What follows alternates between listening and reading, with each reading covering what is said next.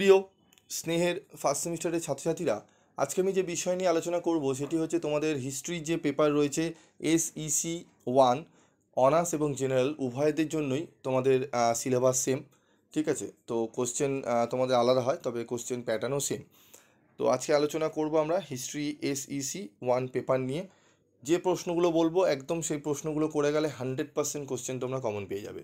প্রথমে তোমাদের বলি কোশ্চেন প্যাটার্ন। তোমাদের 30 নম্বরে একটি প্রশ্ন অ্যাটেন্ড করতে হবে এবং 10 নম্বরে দুটি প্রশ্ন অ্যাটেন্ড করতে হবে। 50 নম্বরে পরীক্ষা হবে, 15তে তোমাদের কিন্তু পাস করতে হবে, 15 নম্বরে পাস। ঠিক আছে, তো চলো দেখে নিই আমাদের কী কী প্রশ্ন পড়লে আমরা 100% কোশ্চেন কমন পাবো। এবং উত্তরের কোয়ালিটি কিন্তু ভালো রাখতে হবে।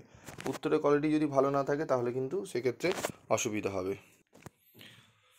তো দেখো, আমাদের 30 নম্বরের যে প্রশ্নটি ভালো করে পড়বো, এই একটি প্রশ্ন পড়লেই তোমরা কমন পেয়ে যাবে।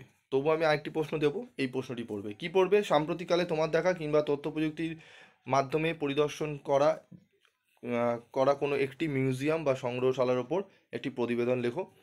অরে আসতে পারে একটি মিউজিয়াম বা সংগ্রহশালা সম্পর্কে প্রতিবেদন লেখো। এই একটি প্রশ্ন 100% কমন, এই প্রশ্নটি আসবে। ঠিক আছে, এবার তোমরা কি পড়বে? পরিদর্শন করেছো মিউজিয়াম সংগ্রহশালার ওপর একটা প্রতিবেদন করে দেবে। আরেকটি প্রশ্ন এখানে অনেকে পড়ে রাখে যে ভারতের একটি স্মৃতিসৌধ হিসাবে তাজমহল সম্পর্কে প্রতিবেদন লেখো। এই দুটি প্রশ্ন অত্যন্ত গুরুত্বপূর্ণ। এই দুটি প্রশ্ন যদি পড়ে রাখো কি সুবিধা হবে, 30 নম্বরের তো উত্তর লিখতে পারছো, তার সাথে তোমরা আরেকটা 10 নম্বরও তোমাদের কিন্তু তাজমহল দিতে পারে, কভার হয়ে যাবে। ঠিক আছে, এই দুটি প্রশ্ন ভালো করে পড়ো। এর সাথে আরও এক্সট্রা প্রশ্ন রয়েছে, যেটি ভারতের জাদুঘর প্রতিষ্ঠার ইতিহাস সংক্ষেপে আলোচনা করো বা বর্ণনা করো।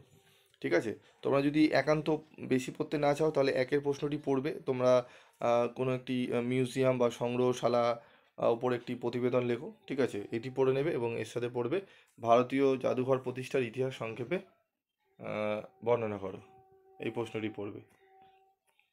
তারপর দেখো ইংলিশ ভার্সনটি তোমরা দেখে নাও। ইংলিশ ভার্সন এখানে রয়েছে, ইংলিশ ভার্সনটি দেখে নাও।